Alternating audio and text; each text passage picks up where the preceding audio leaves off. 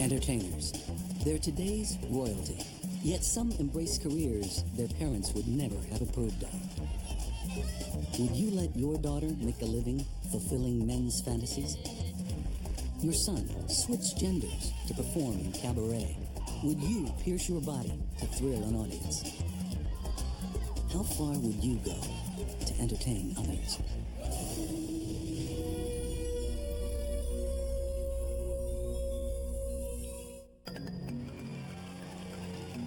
What does it take to entertain?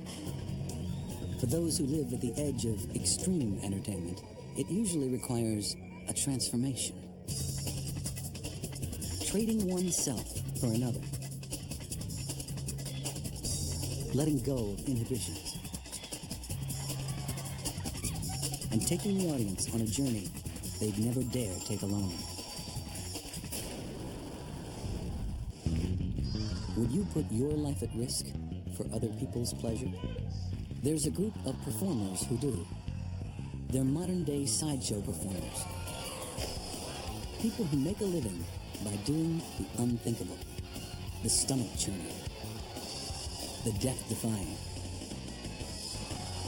All just to entertain an audience.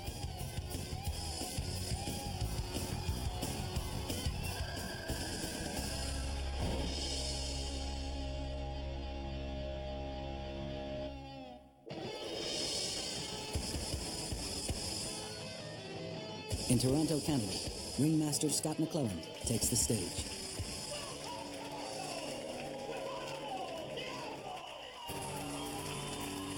For Scott, whose stage name is Nikolai Diablo, shocking a willing audience is a full-time profession. While others might spend their time toiling in offices, Scott eats razor blades, drinks boiling water, and hammers nails up his nose. We brought to the public something that was sorely needed in our plastic, humdrum, yuppieized world. Sideshows are selling thrills, from new acts to age-old stunts like sword swallowing. In Carnaval Diablo, Vanessa Neal keeps alive a long and perilous tradition. So many people before me have died on stage sword swallowing. And that's what the audience is buying. The very real danger that these performers will seriously injure themselves or even die right before their very eyes. There's a morbid sense of curiosity that draws the audiences in constantly because we are taking our life into our own hands. When they're there in the audience, they are hoping that maybe tonight might be the night where the big accident takes place. And I think that's one of the reasons people come, because if they can't take the risk themselves, at least they can witness it. Carnaval Diablo has gained a loyal audience because it taps into a very basic human urge. Sideshows and freak shows are ways of showing us what it would be like to live out our fantasies. Carolyn Marvin is a professor of anthropology at the University of Pennsylvania. Of course, human beings have violent fantasies. One way to keep them under control is to have them be organized for us. For a moment, we can focus on them, we can imagine them, and then we can leave them behind. For years, the best place to do that was under the tent of the traveling circus, a place Scott has known since childhood.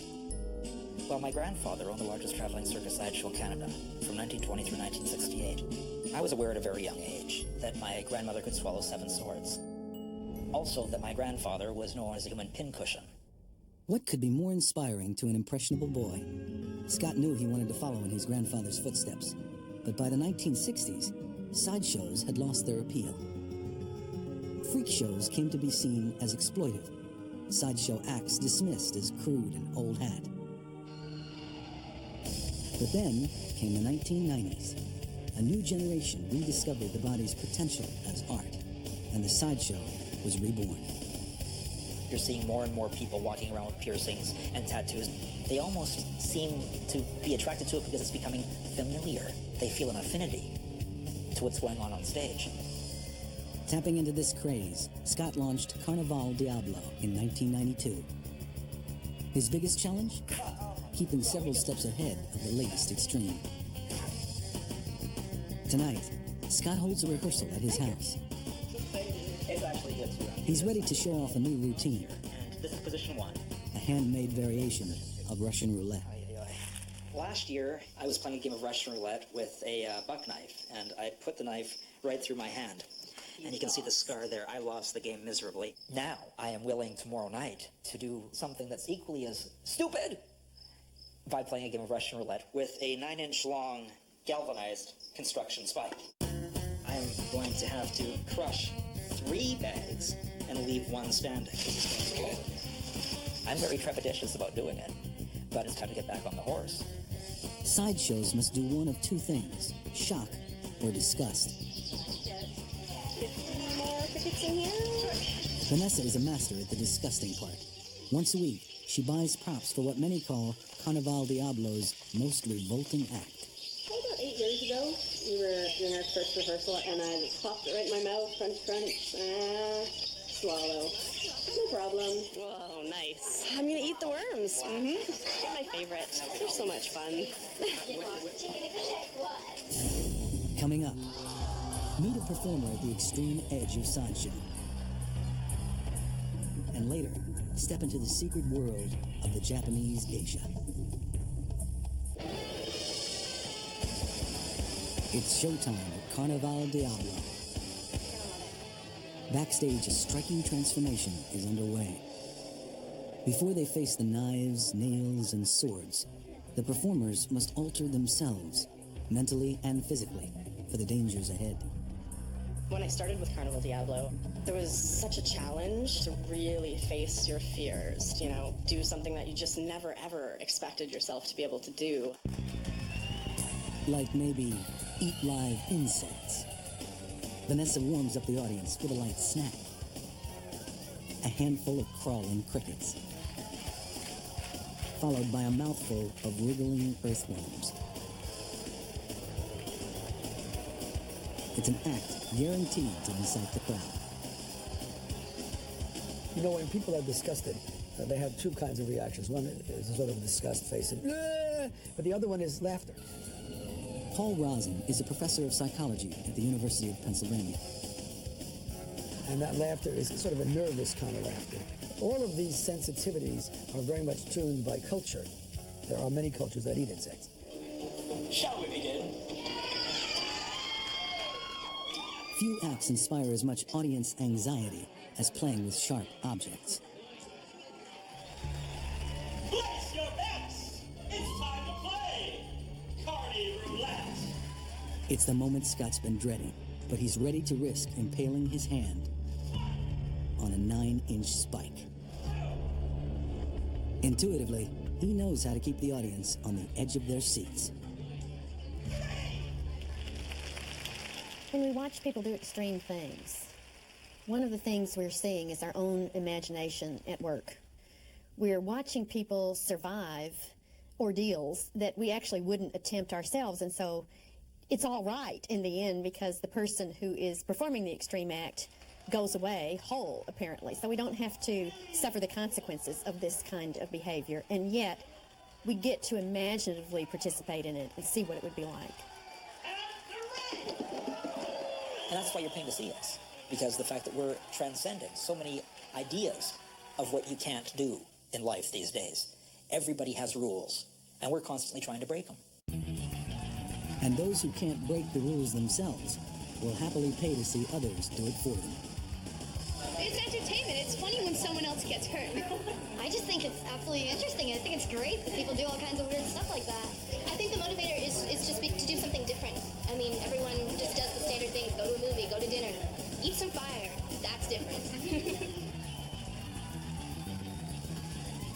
It is the same type of fascination, I think, that you get with people rubbernecking at a car wreck. Gerald Urchak is a professor of anthropology at Skidmore College. Perhaps the car isn't even in the road. It's off to the side, but traffic slows down and is backed up for 18 miles because everybody wants to see. In the world of extreme acts, few can rival Tim Cridland. His stage name is Zamora, the Torture King. His game? Self-mutilation. Skewers going through the arms, exit wounds, entrance. His cheeks are permanently scarred from shoving hundreds of skewers through them. Do that every night. And bruises mark the spots where sewing needles have been woven into his skin. Unlike Scott, Tim is not an offspring of circus performers. His fascination with pushing his body to the limit began at age 10 with a book about strange performers through history. Fact is, I'm just kind of emulating from the past. In fact, that's pretty much what I specialize in, kind of replicating these things that are completely lost in a way.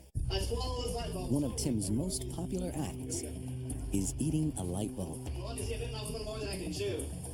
I got a hammer over here. Guess there's no turning back.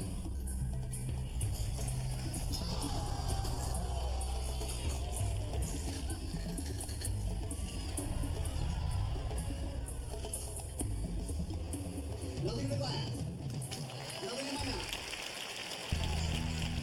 The highlight of Tim's act is when he slides a razor-sharp skewer all the way through his arm.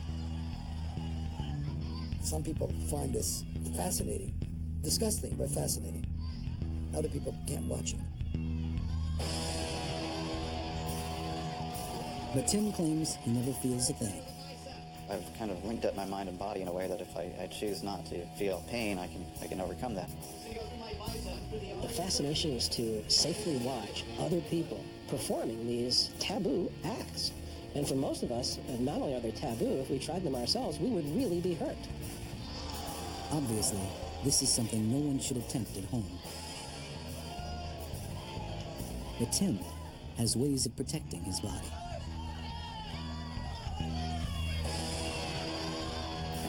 Actually lower my blood pressure. That's one of the reasons it doesn't bleed as much as you'd think it would.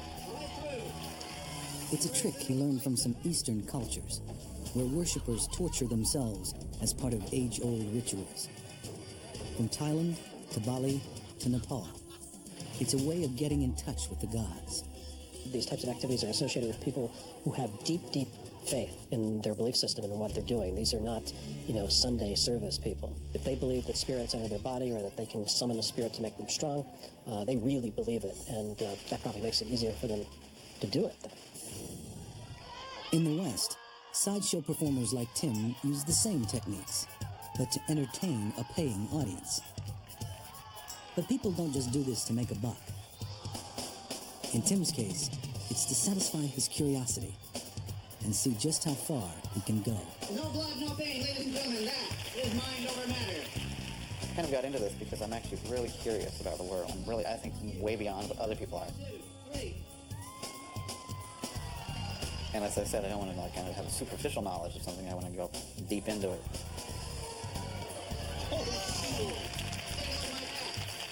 The nails have been pushed in deep. As for Vanessa, she's inspired by the audience and by challenging them to see themselves in an entirely new way. Makes people totally second guess everything they thought was possible with a human being. And that's fantastic. When it comes to second guessing or doing a double take, few performers can rival the cabaret stars of Thailand. Look closely, because every one of these women was born a man.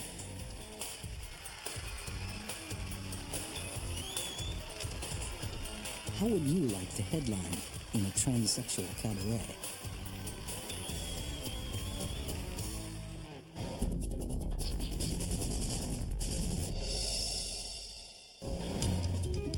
In other countries, women usually take the lead in cabaret. But here in Thailand, many feel they're just not the right gender for the job. In Thai society, women are usually very prim and proper. This profession requires them to be outgoing, cheeky and brazen, which is not proper for Thai women. Women have thoughts that are special for women, and men have thoughts that are manly. But ladyboys have a combination, so we can be more expressive. In the West, if a boy wanted to become a woman, he'd probably keep his desires secret, but not in Thailand. Here, ladyboys, or men who decide to become women, are much more open, especially on the stage. In Thailand, as well as in Japan, there's this idea that only a man can portray the perfect woman. Andrew Matzner is a lecturer at Hollins University. The epitome of femininity can only be enacted by a male. That is the prevalent idea in theater performance in Thailand. Femininity is based on artifice, and who better to be an expert at artifice than an actor?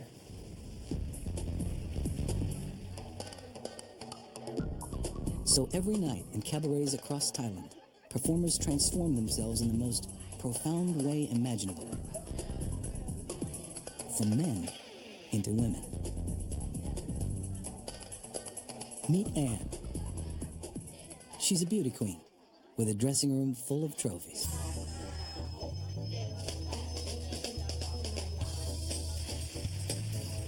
When this ladyboy's on stage, men drool.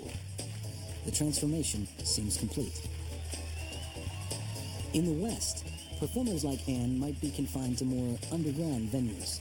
But Anne has won her trophies at transvestite beauty contests, held at fairs and festivals all over Thailand. Spectators often comment that these beauty queens are more beautiful than women. You can purchase birth control pills over the counter in Thailand. So oftentimes, adolescents who identify as transgender are able to, through birth control pills, through hormones, they're able to develop a female body from early on in life, and that allows them to become very convincing. Anne made the decision to live as a woman before her body had even begun to reach manhood. I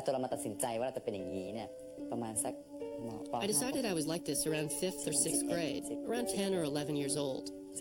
I chose it even though my parents were against it, and I was very stubborn and determined. Now Anne lives with her boyfriend in Bangkok. He hasn't told his mother about their relationship yet and prefers to keep his identity secret. But to him, Anne is the best girlfriend he's ever had. I don't consider myself gay. There is nothing about Anne that is like a man.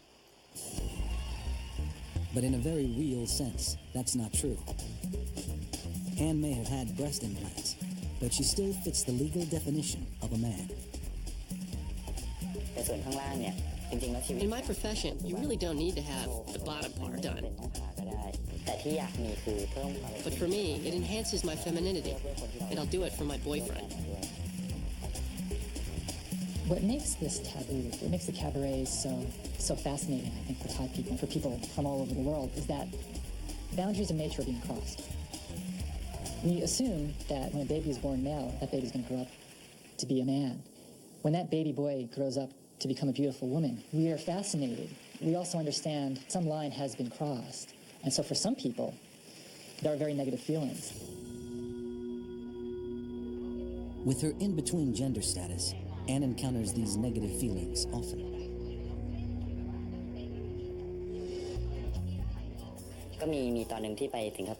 There was an incident once when I traveled to Singapore to work.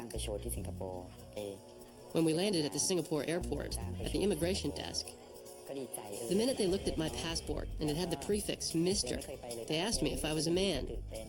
And I replied, yes. The minute they heard my voice, they knew I was a man. They then started to wonder about my visit. Anne was held like a prisoner at the airport until the Singapore cabaret could vouch for her. The experience left her frightened, profoundly aware that to many people, her lifestyle would always be unacceptable.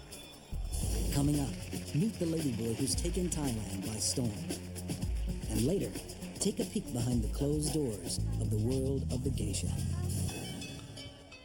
In Thailand, ladyboys were dancers and entertainers long before cabaret caught on in the 1970s. But its enormous success has given them a special niche and allowed them to become more open in expressing themselves. One has even turned stardom on the cabaret stage into national celebrity. The artist known simply as Day.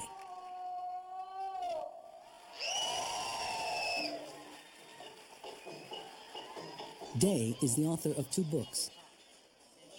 And though she's never had a sex change operation, she lives her life entirely as a woman, on stage and off. It's been a radical transformation, from a young boy who yearned to entertain. I always loved to perform as a child, singing or acting whenever there was a chance.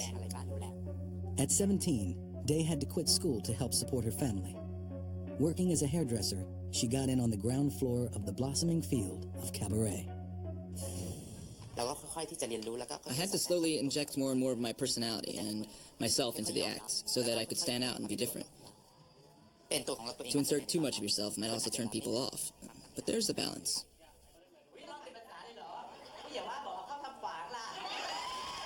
Day's stardom has given her the latitude to live the life she wants, and even adopt 2 sons. In the West, virtually everything about this man/woman would be taboo. Her gender, her motherhood, her lifestyle. So why is she accepted in Thailand? Transgenderism isn't bound up in sinfulness the way it is in the West. According to Christianity, homosexuality, cross-dressing, those are considered to be sinful. Whereas according to Buddhism, generally, transgenderism is bound up in karma. A person is born transgendered because of something they did wrong in a prior life. As a result, overt harassment is rare here. But that doesn't mean most Thais approve of transgenderism. Dr. Wanlo Piyamanaram is a psychologist. He's concerned about how ladyboys are affecting Thailand's reputation. People have invested a lot of money in cabaret, but the image is not good. The message is not positive. Every big hotel has it now, but foreigners don't appreciate it or admire it. They see it as something very strange and weird. But what does the audience think? Why is cabaret so popular in Thailand? It's very colorful and artistic, and nobody can do it as well as here in Thailand. For me personally, I think it's good. They have a very special talent. I like it because it's creative in a different way. When people don't like it, it's because they don't understand this group of people. But what makes these performers acceptable may be the fact that they are performers, existing in a space outside everyday reality. Transvestitism on stage is different from transvestitism in the street for most people, because the stage is understood to be a place where we're going to break the rules.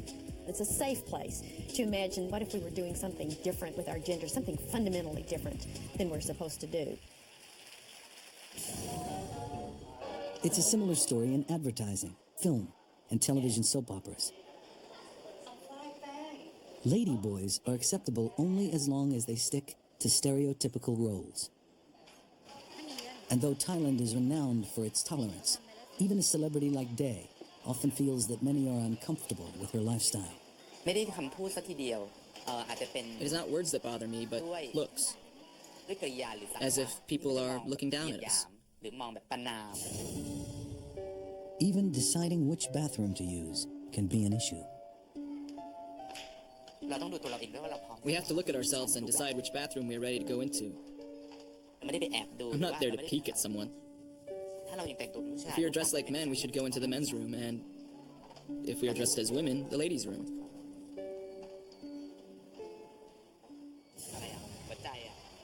We shouldn't think of Thailand as being a paradise for transgender people. Some people are very accepting, some people are not. So a person may be beaten in their family. At the workplace level, depending on the profession, discrimination definitely can exist. But concerns like these tend to disappear at the cabaret. For Thailand's ladyboys, it's a refuge.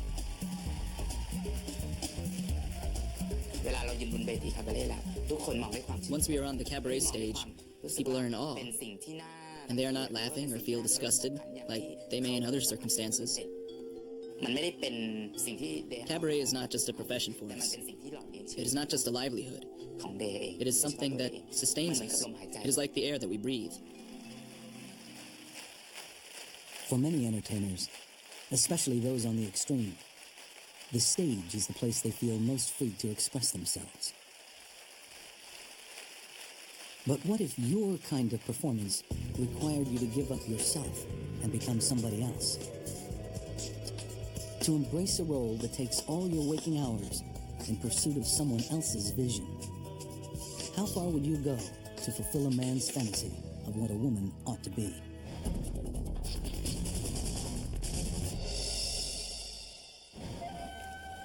In Kyoto today, they're a mysterious relic of old Japan.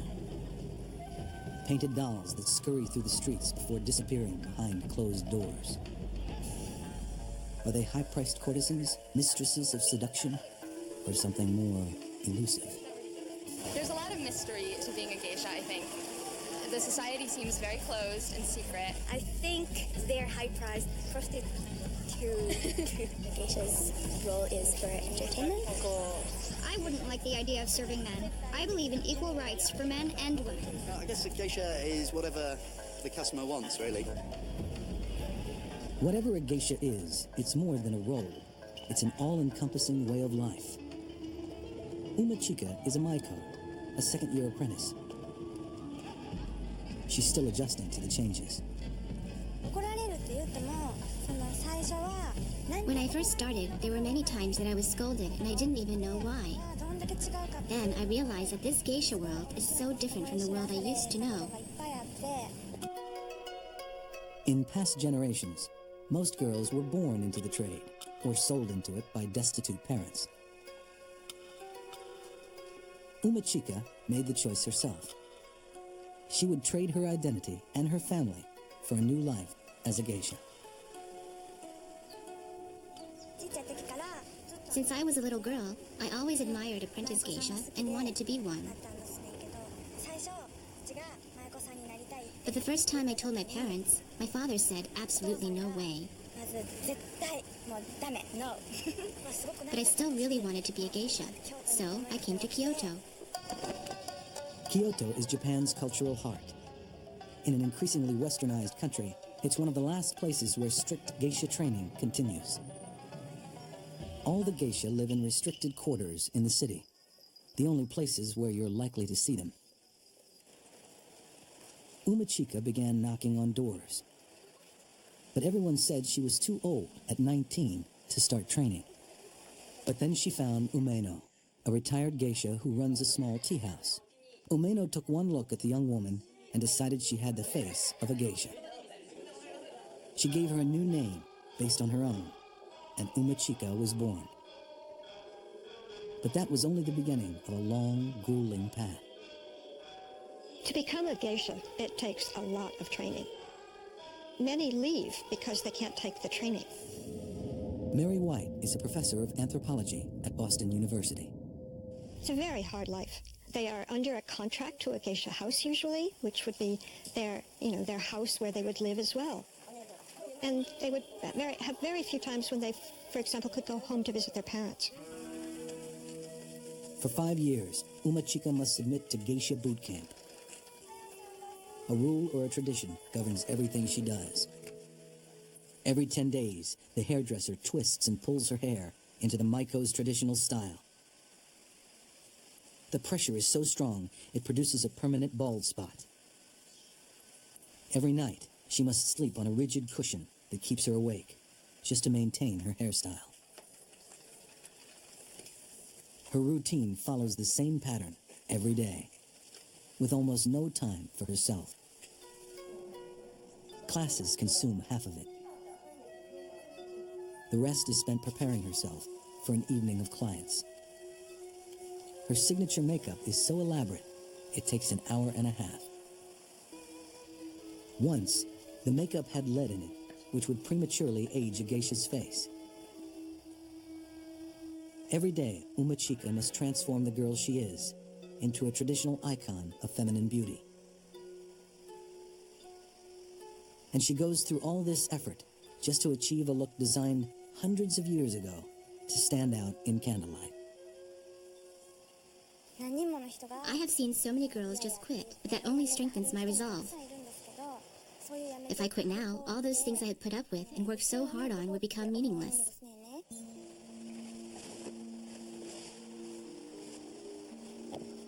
Mama Umeno dresses her, but it's not with a mother's loving hands. She's a businesswoman, and Umachika is her prize investment. The tea house foots the bill for all her training, including hundreds of thousands of dollars for lavish kimonos and accessories.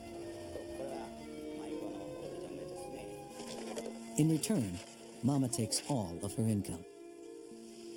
Umachika receives no salary and gets just 2 days off a month. In the West, an arrangement like this would be outlawed. Here, it's the path to an exalted, if mysterious, position in Japanese society. What most Japanese businessmen think when they think geisha is a person through which they can demonstrate their power and their status. A businessman, if he has the funds, he's going to be able to take his clients, his customers, and his colleagues out to a geisha evening. But you don't do that just through money. You have to do it through connections. You're showing your networks as well as your money. Say geisha to a Westerner, and most people think high-class hooker.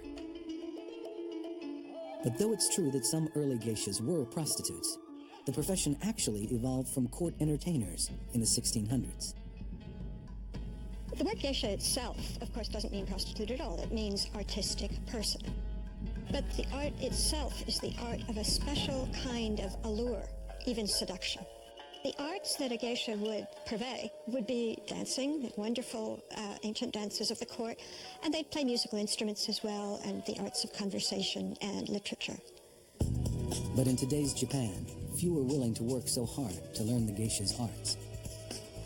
One person who rejected the lifestyle is Mama Umeno's own daughter, Yuko. In the past, a geisha's daughter would follow her mother into the trade, but Yuko said no. If I were a Maiko or a geisha, the things I would really miss would be activities that other girls enjoy, but I wouldn't have the freedom to do. Like driving a car, going to dinner, or karaoke with friends, or traveling.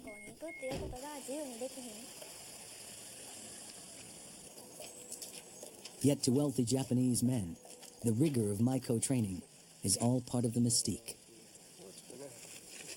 Peter McIntosh is a Canadian, but he too fell under the geisha spell 10 years ago when he came to live in Japan. I guess it's something you don't see anywhere else in the world. When you see these beautifully kimono-clad women walking through the streets, it just says, paint me, photograph me, write a poem about me. It's just something that really grabs you. And Peter puts his money where his mouth is. Alien though it may seem to most Western men to spend thousands of dollars on a dancing girl who keeps her clothes on, Peter says he could have a Ferrari for all he's spent on geishas. But to him, entering this exclusive world is worth every penny. What it's all basically about is when you make that first step inside the tea house, you're supposed to forget about all the worries that went on that day. And what the major thing that customers are so relaxed about is what goes on behind closed doors stays behind closed doors, or should. Coming up, how far will a geisha go to please a client? For the most powerful men in Japan, the tea house is their fantasy world. A place to relax, discuss a little business, and let their hair down. For Umachika, it's showtime. And since she's still learning, a nerve-wracking lesson in entertaining men often twice her age. Nao Souza is a full-fledged geisha who knows all the tricks of the trade. An evening with a geisha, to most, especially Western perceptions, is a seduction of a kind. That is, you're supposed to end up in bed with a geisha. Well, in fact, what she does is tease and cajole. She boosts your ego. She makes every little word you say sound like it came out of Shakespeare. And she's really a past mistress of that art of making the man feel good, short of going to bed. For the men, just being close to the geisha seems to be enough.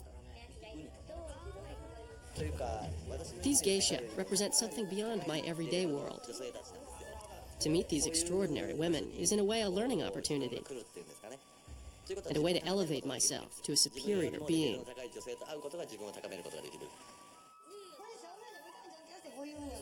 The geisha who are attending to the men are precious commodities. They are like being close to the crown jewels. A Westerner might think that a geisha is in the room listening to men and following their every whim and catering to them. But actually what a geisha is doing is manipulating and organizing. She's the powerful person in the room. The men are waiting for cues from her. What game are we going to play next? Am I up to it? As the evening unfolds, conversation makes way for drinking games. Umechika realizes a bit too late that she's going to have to learn to pace herself. Every move a geisha makes is supposed to be perfect. But in her excitement, Umechika spills the sake.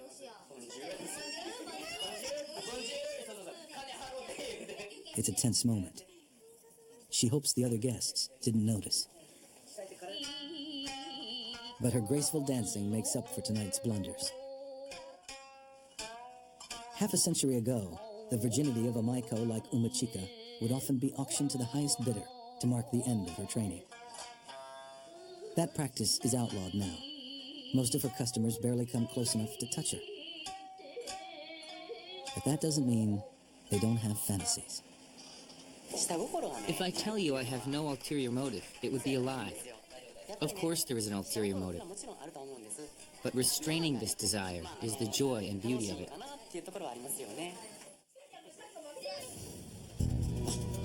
But what's the beauty of it for Umechika as she struggles with her training regimen?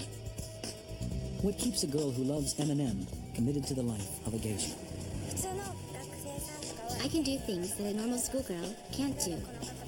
For instance, I can go to see kabuki theater in these clothes, and go to expensive restaurants with clients. I can talk to people I can't meet normally, dignitaries and CEOs of major corporations.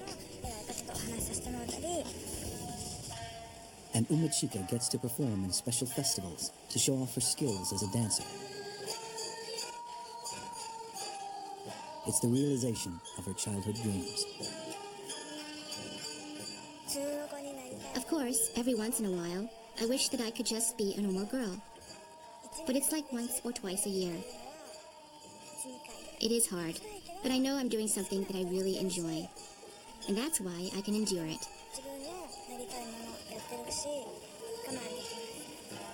It's a life that few young girls today choose to pursue. But an ancient calling that links them to entertainers all over the world. Becoming a geisha is so much investment in hard work and training that you might wonder what is, after all, the payoff. A young woman trying to become a geisha these days, and they are few, is thinking, I am part of old Japan. It's not the men that they're pleasing, it's their art. From indulging our taste for exclusive gratification, to breaking all the rules of gender, and the limits of the human body. Extreme entertainers help us live out our fantasies safely. People have to live civilized lives, but their imaginations aren't civilized at all. Their imaginations do all kinds of wild and uncivilized things. So there's a kind of relief or release in seeing the things that, in fact, we can't do every day in life. It's a vacation for our imagination to see this possibility. By balancing on the edge of the taboo, extreme entertainers take us places only our imaginations dare to go.